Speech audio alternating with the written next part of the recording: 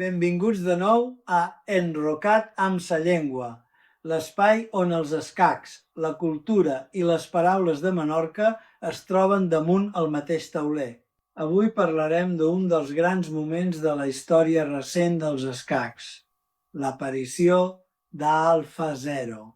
Alpha Zero va mostrar una manera nova d'aprendre a jugar.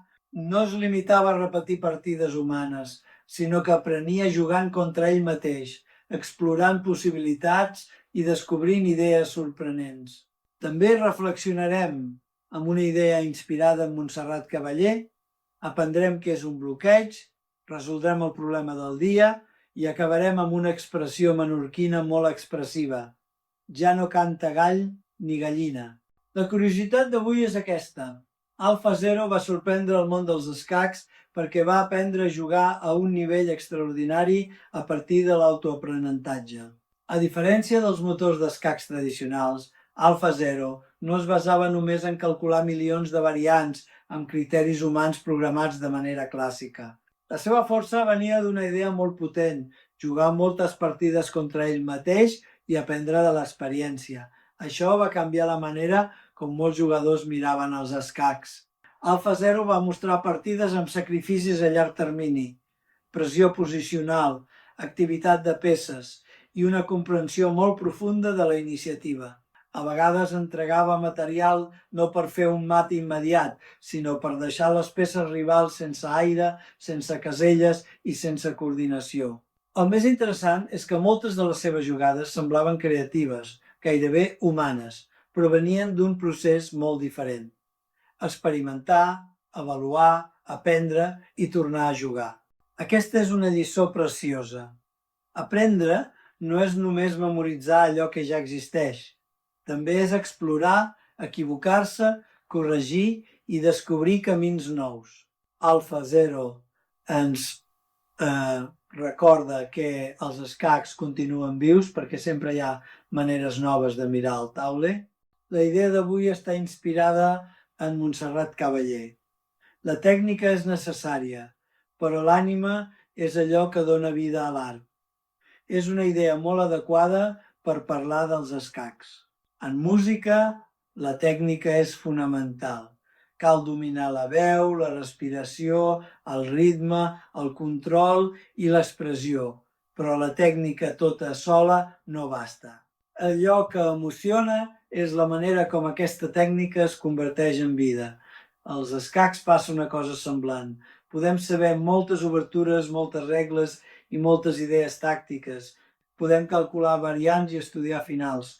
Tot això és necessari, però una partida també necessita sensibilitat, entendre quan una peça respira, quan una posició demana calma, quan una iniciativa té força o quan un sacrifici pot transformar el tauler. Alpha Zero ens va impressionar perquè, tot i ser una intel·ligència artificial, moltes de les seves partides semblaven plenes d'idees creatives. Això ens recorda que els escacs no són només càlcul, també són harmonia, imaginació i sentit profund de la posició. La paraula d'avui és bloqueig. En escacs, un bloqueig és una situació en què una peça ocupa una casella clau per impedir que un peó rival avanci o que una posició es pugui alliberar. El bloqueig és molt important sobretot quan hi ha peons passats o estructures tancades.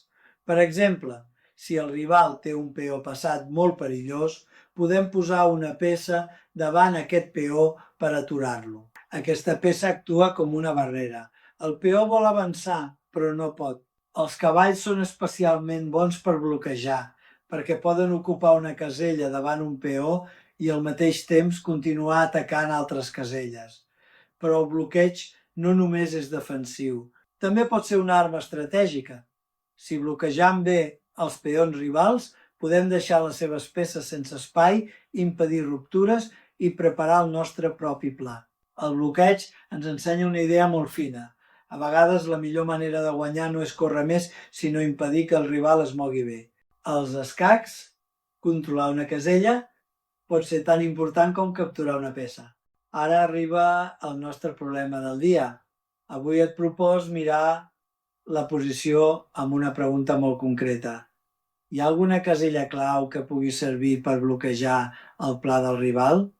Mira bé el tauler. Primer, identifica si hi ha un peó passat o un peó que vol avançar. Segon, mira quina casella ha de controlar aquest peó per progressar. Tercer, comprova si una peça pot ocupar aquesta casella. Quart, observa si el bloqueig deixa el rival sense pla. Cinquè, pensa si després de bloquejar pots millorar les teves peces. Et deixo uns segons per pensar. Quan cercam un bloqueig no hem de mirar només jugades de captura. De vegades la millor jugada és col·locar una peça en una casella forta i dir al rival d'aquí no passes. Aquesta idea pot ser molt poderosa. Un cavall davant un peó passat, un alfil controlant una diagonal, una torre tallant una columna, un rei actiu impedint l'entrada rival. Ara revisa la teva resposta. Has trobat la casella clau? Has vist quin peó o quin pla volia avançar? Has comprovat si el teu bloqueig és estable? Has pensat què faràs després? Si ho has fet, ja has entrenat una idea estratègica molt important. No només jugar les teves idees, sinó també limitar les del rival. L'expressió menorquina d'avui és ja no canta gall ni gallina. Aquesta expressió vol dir que ja no se sent ningú, que tot ha quedat en silenci o que una situació ha perdut tota la seva força. És una expressió molt visual. Podem imaginar un lloc on abans hi havia renou, moviment o activitat, però de sobte tot queda aturat. Ja no canta gall ni gallina. I això connecta molt bé amb els escacs.